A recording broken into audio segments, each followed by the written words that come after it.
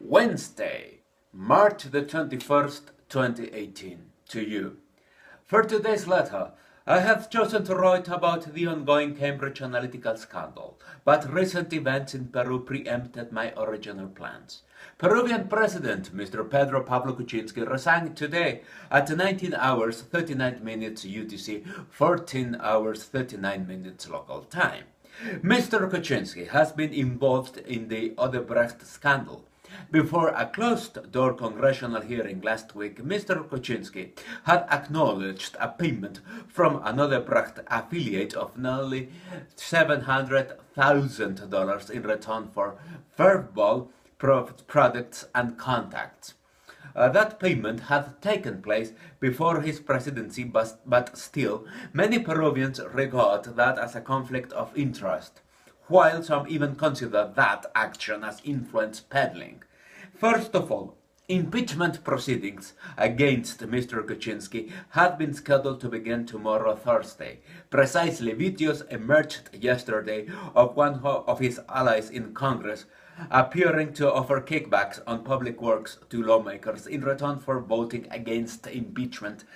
In his address to the nation, Mr. Kuczynski said the video footage had been selectively edited. The problem, Mr. Kuczynski, is that Peru does not trust you. After he pardoned former President Alberto Fujimori, something he had promised that he would not do, Peruvians held Mr. Kuczynski as someone capable of to do whatever it took, yes, even that, to remain in office. Indeed, as of now, Peruvians do not trust anyone. They do not trust Congress, of course.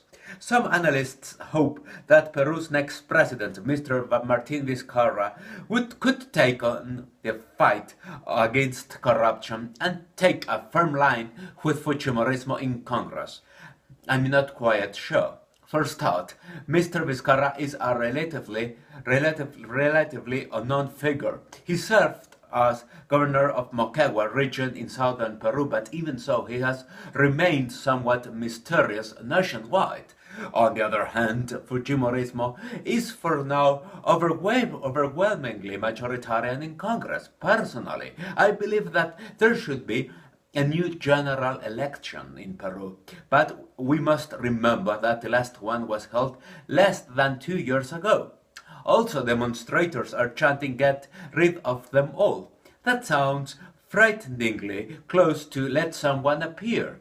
Where did I hear this before in Latin America? Where? Please tell me. Lima Stock Exchange rose 1.04% after Mr. Kuczynski's resignation. On the other hand, in a few weeks' time, the next Summit of the Americas will be held in Peru.